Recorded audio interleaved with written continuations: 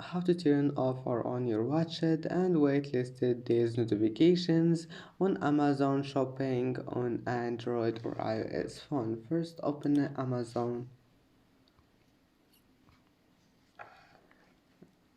and then click these three lines here and then click settings.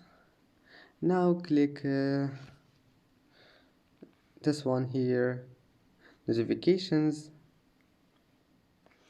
and then here we'll find your watched and waitlisted deals, and you can turn it off or on. It's easy, and I hope that can help you. And that's it for today's video.